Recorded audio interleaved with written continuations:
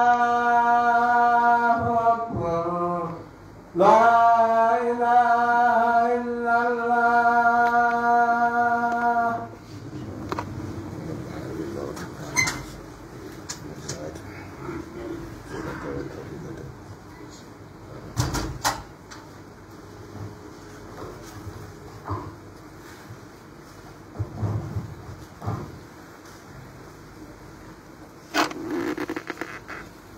بسم الله الرحمن الرحيم.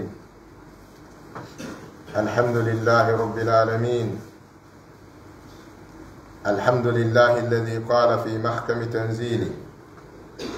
ومن جاهد فإنما يجاهد لنفسه إن الله غني عن العالمين. وقال تعالى: وأن ليس للإنسان إلا ما سعى وأن سعيه سوف يرى ثم يجزاه الجزاء الأوفى. وصلى الله وسلم على أكرم خلقه وأفضل البرية نبينا محمد القائل: إن الله يحب إذا عمل أحدكم عملا أن يتقنه. أما بعد، فاتقوا الله يا عباد الله، وتمسكوا بتعاليم دينكم، واعلموا أن فيه ما يكفيكم لإصلاح دنياكم وأخراكم. قال تعالى: وما فرطنا في الكتاب من شيء. أيها المسلمون الكرام، السعي هو أهم الطريق التي تساعد الإنسان للوصول لأهدافه ويحقق مراده. لذا فيجب على الإنسان أن يسعى دائما ليحقق أحلامه ويصل لطموحاته دون كلل أو ملل، إذ أن لذة الوصول تنسي الإنسان ما مدى من ألم وكبد. أيها المسلمون، الفصل الذي وجدناه في الاختبارات الوطنية، لا سيما البكالوريا، فسببه الرئاسي هو الحكومة وغفلة الوالدين عن التمسك بوسائل النجاح في الاختبارات. أيها المسلمون، فعلينا جميعا أن نقدر آثار هذا الفشل العاتية. رغم ذلك، إذا قام إلى المشكلة من يستحق لها سنجد منها مخرجا بإذن الله. الحق قد قيل: السعي هو البوابة الحقيقة للأحلام. يتي الله تبارك وتعالى يمير دو en julɓe ɓen en fo e meɗen koyen wakkilo, koyen tinno, koyen soobino. O waɗari diina men kan diina maaya ɓernde, o waɗari diina men kan diina foofere. En barkinori inde makko kanko Allah e inde makko hikkodirde e inde mawnde nden woni siforgol hoore makko yurmede huwitude julɓe e kefeero ka aduna, e siftorgol hoore makko heerinalngol gomɗinɓe ɓen yurmede kala kala. Allahu tabaraka wa taala o wi en ka deftere makko teddunde: kala tinniɗo o tinnanike hoore makko. Sabu noon Allah ko yondiniɗo, ko alɗuɗo ha feƴƴi ɗaɓɓugol ballal e tagu makko ngun. O wi en kadi e aya goo: alana neɗɗanke o sina ko o golli kon, kala noon ko neɗɗo on golli kon ko ma o yi'a. E refti kadi ko yoɓeteɗo kadi joddi timmudi yonaydi kadi. Allahu tabaraka wa taala o majjinta gollal jiyaɗo: man amila salihan fali nafsihi wa man asaa fa alayha. O golluɗo ko moƴƴi gollani hoore mum, o bonnuɗo kadi arta e makko. No ceernoɓe wonno e hollirde nin ka waaju koye wakkilo e heɓiloɗen istidadan li yawmin rahil. Seydina Ali radiallahu ta'ala anhu ɓe landinomo ñande goo ko honɗum wiyete kulol Allah o maahi ko piiji nayi: alkhawfu min aljalil, wal amalu bitanzil, wal qanaatu bilqalil, wal istidadu li yawmi rahil. O maaki ko piiji nayi woni kulol Allah. Aranum ɗum ko hulugol enƴo fi Allah o mawɗo towuɗo tedduɗo tawa kulol makko no heewuma ɓernde nden daiman muraqabatullahi taala tawa hiɗa lijmi wonki makin e makko kanko Allah hiɗa miijo fi makko ko ɗum waɗi jantagol Allah anditamo ɗum koye wonu e gurdan julɗo on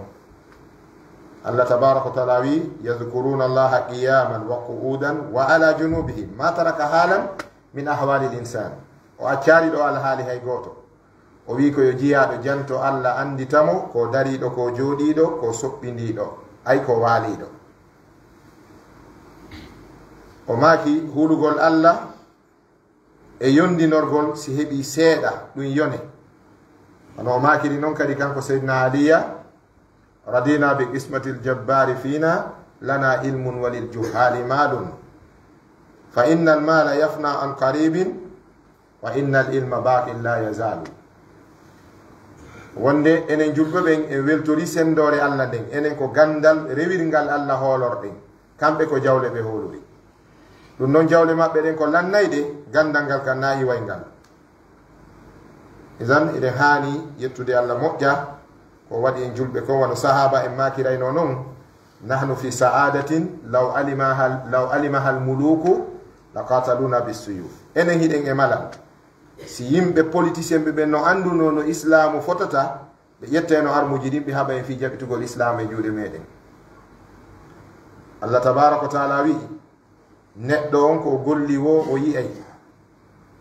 o alanamo noon kadi sina ko golli kon goy goɗɗo gollanta goɗɗo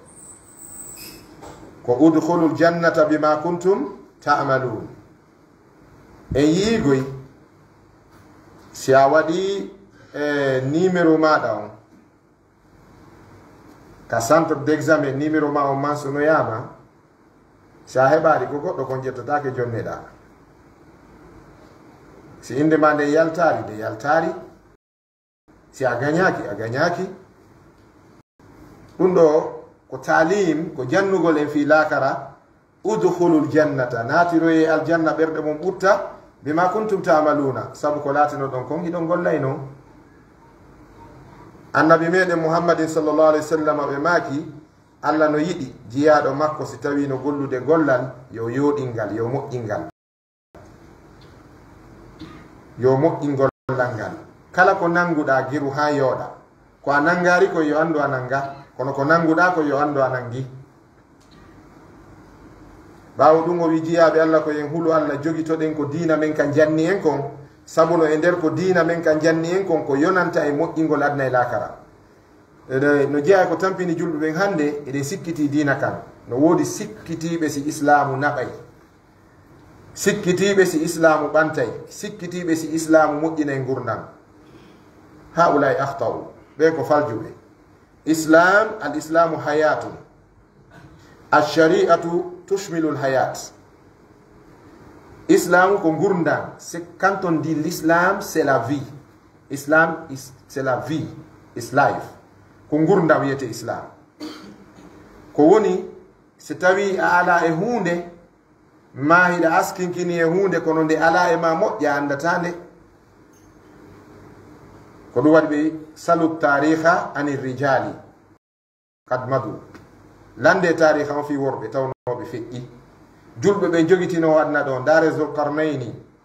zulkarnain o laami no fuɗɗirde nangue mutirde nangue o moƴƴini gurdam ɗam fewno nelaɗo aduna on ɓuttuno do marsi fewno sahaba en fewno seydna oumar arayno tawa gouverneur jo no waali e ɗey tamaro hino awli juuɗe ɗen ɗaani ko ɗum waɗi goɗɗo arma madina himo ɗaɓɓita amirul muminina on o wi dullani ila amiril muminina ɓe hollimo seydna oumar no waali e ɗey tamaro hino awli juuɗe ɗen ɗaani o wi wallahi ma hakasal muluku wonani lamɓe ɓe ɓe wi awa ko kanko ni kaw jooɗi ɗon o limi tawi dolekke seydna oumar on no walkano kil sappo e jeeɗi walke ɓay seydna oumar fini o wi a anta amirul muminina oumar inni han komi waloto ɗo ko ɗum mi wayruno mi anda si mi follama o wi wallahi a dalta fa nimta ɓay a nunɗi a wawi ɗanade ɓerde ma ɓutta seydna oumar inni onon goyi o wi menen mo yiida e lanɗo amen on baafe temedere faltete baafal be e gardi temedere gardijo be e armuji sappo ayna lanɗo goto on hatta malakul maut ɗo ceernoɓe makiri nanen ara molto ɗo ya ɗeɗɗa ɗon lanɗo ngo maya ɗon ka général Lansana Conté kaka kam mayi ka général des forces armées commandant en chef ka kan militaire kam ɓurɗo mawnude ley ndin on kan almami Samori Touré ko ɗon o mayi ka kan avec toutes ses gardes corps et tous ses armements qu'il détenait. Il a passé par la mort. Pourquoi? Car la mort est plus fort que l'humain. Gurnadan no ɓuri mo maydene no ɓuri mo gurdan ɗan ko ɓurma kon ɗum ilinte tum si wame ɗen ɓuri ko liila kon naɓoray ko ɗum waɗi ɗe hani taskade moƴƴa wakkilo ɗen gollitiren qur'ana on e sunna on ka gurna meɗen hebilano ɗen nde ñalade kirndol ɓe maaki hey ko noon yo julɓe koye wakkilo gollen wakkilo ɗen soobino ɗen jangoɓe ɓen noon tentini jangoɓe ɓen yoɓe tinnode sabu ko gollugol ngol e wakkilagol ngol ko ɗum hewtinta neɗɗo e koyɗol makko ngol e faale on wallahi a ala buuɗi a ɗaɓɓata buuɗi a darni suudu ma a darni koore ɗum koye koyɗol fii kon ko hoyɗuɗa ɗo yo laato ko yayimo wakkiloɗa goɗɗo hoyɗuno ñande goo himo darna koore ɓay o fini o wi kadibun hada fenande waɗi ɗo o wi sa o haɗɗi ɓuhu mi gonginayde fenande mi watta ende gonga o yehi ka bayillojo o tafi keri o fuɗɗi remude e nder duuɓi sappo o ƴanti ñamale ko o ñawla ko ñameteji e piiji o darni koore o wi wallahi ra'aytu lkasra fi lmanami falmanamu kadibun wal amalu haqqun o wi wallahi mi yiwno o koore an ɗo e koyɗol ngol ko fenande kono golle ɗen woni gonga si goɗɗo jooɗike yargol ataya e quartier ɗo de 8 heures à 20 heures e wigol laamu gollata kaw kaari en wallata goɗɗo an hiɗa puyɗi ɗa consoma ɗo ataya fima durogu ñalla e ley mangoje yuppa tuba mum leeƴo a wi gurdam maduna moƴƴay a fenayi a heɓa e baccaloria a fenayi a nata e université a fenayi a laamu to lagine a fenayi wawa wonde ko be on tigi golla ɓe wi sabu on ɗum ko golle ɗen e wakkilare nden ko ɗum laatinta koyɗol ngol on tigi yotto kadi e tamawuji mum ɗin ko alda e gaamelo e foofere min duuni kalalin aw malalin si neɗɗo woni amuɗo paresseuse o ɓernde makko ɓuttata ɓe wi sabu mbele nduru yottagol e faale no yejjintina goɗɗo tampere kaw rewno si a wakkilike a tampani gandal han a heɓingal ngal yejjintinte ko yangunoɗa kon e taalibaku probléme mawɗo mo marɗe gon hande goto falaka wonde apprenti fof ko fala wonde ko maître par automatique sukaɓe ko fala ko wonde ceernoɓe ustasuɓe julle ɓanneɓe joɗɗineɓe wowla hara ɓe yanganaki ko wiyete taalibaku goto yiɗa ɓiƴede goto yiɗa tampere mo ɓe no fala nema wallahi kala wiyeteɗo ceerno en senoreɗo sentoreɗo o yangoto e ley koyɗe taalibajo sa ɗaɓɓari hunde a heɓatande a ɗayni toto non goy wonoya ɗon ustage hakkude wureje sonnaɓe wiye ɗo ustage en senoreɗo pay koy ko ustage amen ni ñande tummodira wandayna ustage hakkude wureje wonɓe ɓe fo ya golle ñallida e rewɓe ka quartier e wiyede ustage en ko woni ñawore mo barmi no defude jaɓoɗa ɗon lankoye puykoy ha ñande fuuyuɗa janggoyɓe arti wowla e hoore maɗa est ce que a puyɗi buuɗi kadi joɗɗa ɗo e quartier wigol ɓengu babe ngam ɓe o kortala ñiiri ko anduwano faggude ɓengu babe ma sonka ɗo fi ñiiri ha nawya on tuma noon joɗɗa e quartier ji habbagol on to sadaka fewdori doga ƴawra jolɗa donc o tag julɗo ɓiɗɗo gorko nelaɗo sallah sallam ɓe maaki worɓe ɓen fof ko ɓurani allah ko ɓurɗo yeɗɗude on almuminu lqawiyu ahabbu ila llahi min almumini daif fiyo goɗɗo wawu gaynande hoore mum e fiyo heɓu ɓuttu ɓernde o yetto e faale makko o wakkiloto fewdo wakkilete ka keccuɗo jangata minanayoɓe gonena ɓena a ngal gandal ɗo min ronku famde ɗum janguɓe no tampi jangaki mo jangi o waloto ka suudu gandal ngal addoya ko wuritta ko wallahi billahi mami gayni jangude mi heɓari golle ko janguɗa ko nga wawari ko golle ɗe garayno ɗaɓɓite mo jangi wimi o mo walto soka suudu ndu gandal ngal wañoya ko wuritta kon ngal adda ɗon naafi noon kasi o memminike idan koyen wakkilo ɓe holli en wonde ko enen yo julɓe o résultat mo heɓuɗen ɗo échec tentini ka baccaloria ɗo 9% mo heɓuɗen ɗo on ko yen ɗaɓɓitu sababu on ko wonɗum cause on d'après débat ji ko waɗi kon ka radio ji e ka télévision ji ha hankin komi wayri heɗade kon film fm e suite fm ɓe mi sakkiti heɗade ɓen débat ji ɗi fof ko nokku gotum ɗi woni tournude woɓɓe wiya ko laamu ngun mari erreur on ko laamu ngun felni woɓɓe na ko élève ɓe felni woɓɓe na ko établissement ji ɗin felni woɓɓe na ko famille ji ɗin felni felore nde nene e baba mayre ko gouvernement on nene e baba felore nden échec moyɓuɗen on ko état on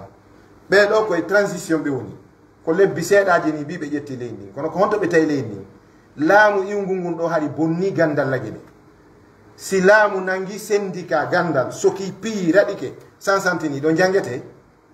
ko syndicat ɓe ɓen woni tournevis on ka yolbiri wo ko ɓen seerata ka ŋaɗi pandi wo ko ɓen seeritata si ɓen feetinama piyama 100 centinama ukkama gandal gardal ngal barkay donc laamu iwngol ngun ko kamɓe liɓi éducation on lagine ɓeɗo noon kadi ari ñoƴƴi e hoore ɗum ɓe ari ɓe waɗi mubburu e hoore tendi ɓe darari point o moƴƴa eɗen duwa jarnude ministre o moƴƴa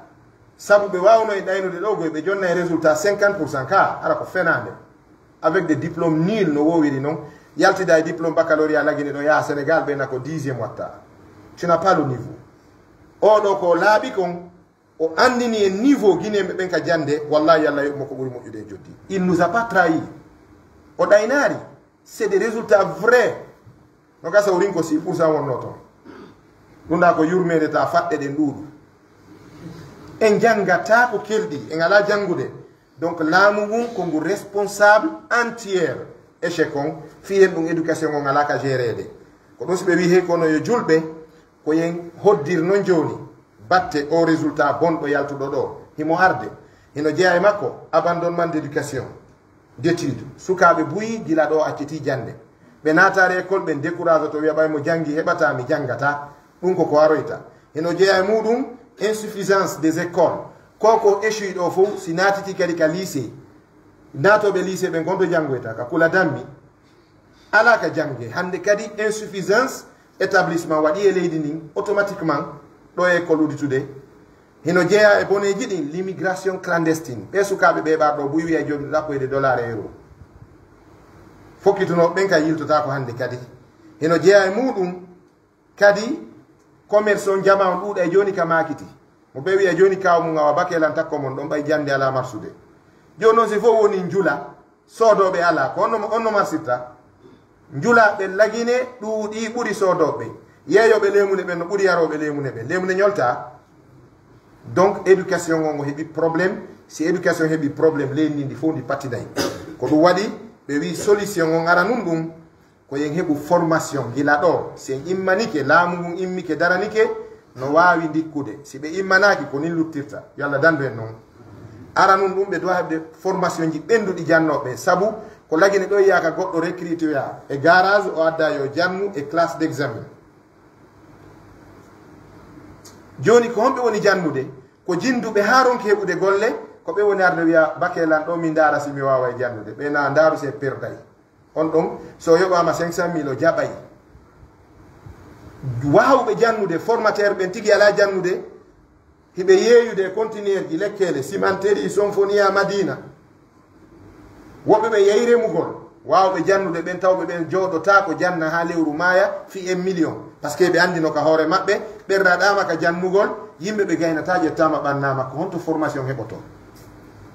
donc il faut formation moƴƴo heeɓo école ji darne kadi si ɓe darnari école ji ka vacance ɗo yiyay ko aroyta kon heɓen kadi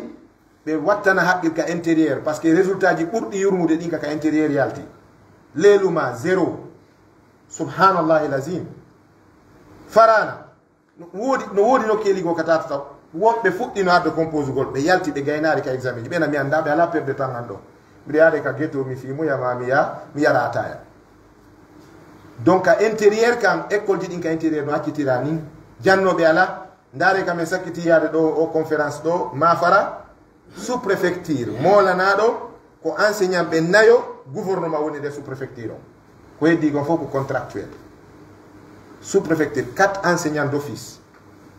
si ɓe yeƴƴitaki ɗum gandal ngal boni e leydi ndi si gandal boniri yimɓe ara ɓe mayi dama العلم يرفع بيوتا لا أساس لها والجهل يهدم بيوت العز والكرم si gandal bonirim arabe bonirama be wada ko Japon e Chine ko hondum be wadi be ƴettu feccere budget japonais ben ko 60% budget be base mo ka education chinois be wadi 50% hande ko onto be woni o yi chinois be nini be daranike anglais et français on be décidi kala ka français et anglais jangete hala mabbe kan jangete nini de mari étudiant be lagine do hibe jangude ko chinois be on be formude ka université ji meden do tawa ko attorte taw shuuba on taw formation on ko langue chinoise on andi be gere hanga dum fo wola hala mabbe kan donc si gandal finance haka majjere jaloto be wi anoma ko needi si tawi be faala wallude gandal ngal lagine do be ferma e ɗileji loisir ono de loisir ji barji e makiji e o shisha ka fimete ɗon e motel ji e hotel ji ko woni konge leydi si ɗi waraka jiwɓe jangata hande so yahi nokkeli go ka saare ɗon tawa e jiwɓe capanɗe jo jiwo no jooɗi no fimde shisha ta ko wonɗo wadde bac wonɗo classe d' examen mo yahi fimugol shisha woɓɓe fima e shisha han faɗɗe ɗon ronde nawre ka réanimation konno ɓe jangirta ɗum fermete on faami internet on kadi si o géraka gandal watta lagine o yeyi ɗo suka ma jiwo wonɗo salle d' examen o jooɗo de 22h à 5h du matin haray mo connecti tiktok facebook e ko waywa muɗum instagram o ndaara ɗum ha wiyata o memari kayi kono o gañoroy to donc internet on kala wallowo lagine o fermete lagine ɓay hade lagine no wooda ɓaawo internet ma ɗum charge on jpr on onno ɗum e ɓenta android on o ɗuyte tawa sa connecti ke 30 minutes blocuse waɗa sifa ko ɓeya waɗno kon zimbabwe lanɗo zimbabwe internet sa uɗiɗi téléphone on a connecti ke 30 minutes blocana e hoore mum par ce que ko a puyɗo ko on ɗum ɗaɓɓuɗa internet 3 heures de temps 30 minutes ko falɗa ko gara a yi blocano hoore muɗum ƴetta kaye ma on ma deftere ma nde yimɓe ɓen kelɗay bibliothèque di darne ko lagine ɗo makiji ɗin no darnede ɓuuri jangirɗi ɗi motelji ɗin no ɗuɗuɗe ɓuuri juulidaje ɗe shisha no fimede ɓuuri ko kayeji ɗi wona fontede kon kono jangirte ko enen tigi ko laamu ngu waɗi gandal ngal lagine ko ɗum waɗi ɓe wi assayu huwa albawabatu lhaqiqatu lil ahlam ko wakkilagol golla ko ɗum woni dambugal udditaygal ngal dambugal fi yo neɗɗo yetto e koyɗol makko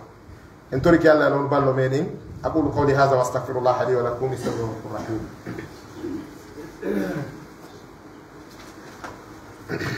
بسم الله الرحمن الرحيم الحمد لله الذي أمرنا بالطهارة والنزافة وأدها من أمل الإيمان قال تعالى إن الله يحب التوابين ويحب المتطهرين وصلى الله وسلم على النبي البشير القائل تنظفوا فإن الإسلام نظيف وبعد أيها المسلمون اعلموا أن الإسلام قد جعل النظافة واجبا حيث جعل النبي صلى الله عليه وسلم إماتة الأذى عن الطريق شعبة من شعب الإيمان فعن أبي هريرة رضي الله عنه قال رسول الله صلى الله عليه وسلم الإيمان بدء وسبعون شعبة فأفضلها قول لا إله إلا الله وأدناها إماتة الأذى عن الطريق والحياء من الإيمان أيها المسلمون فمعلوم أن ادخار الأوساخ والزبالات في الديار خطر للصحة الغالية إذن فالأخطر من ذلك رميها في الشوارع وطرق الناس لأن ذلك توجب اللعنة وتنشر الأمراض وتشوئ البيئة إن يتي الله تبارك وتعالى إن جرني مكانكو الله يمير إن لابل إبئتك سلم محمد صالح ولتي أن جوني في ndaarangol ngol laawol o Carrefour ɗo ala ko yimɓe hana yewtede ha yewti ko ɓe fewndori kon naatugol ka juulidde ɗo ɗatal men janal ngal ɗo ndaare ko woni ɗo kon hande ko on hutuba woni jindude e saare nden Allah yamiri en yettimo yamiri en laaɓal e beɗɗuki Allah linti laaɓal ngal e gumɗinal o waɗi ɗum sabu ko yiɗirta kadi goɗɗo o wi aya qur'ana Allah no yiɗi tuuboɓe ruttoɓen emo yiɗi ɓen laɓɓintinotoɓe ɓen nelaɗo men sallallahu alayhi wa sallam ɓe maaki tanazzafu laɓɓine fa inna al islama nazif dina islam kanko laaɓal oya hadis wiyowo annazafatu min al iman ko hadis daif o sella kono firo makko ngon no laaɓi laaɓal ngal ko e gumɗinal ngal jeeya si neɗɗo woni gumɗinɗo tawi o laaɓa laysa bi muminin haqqan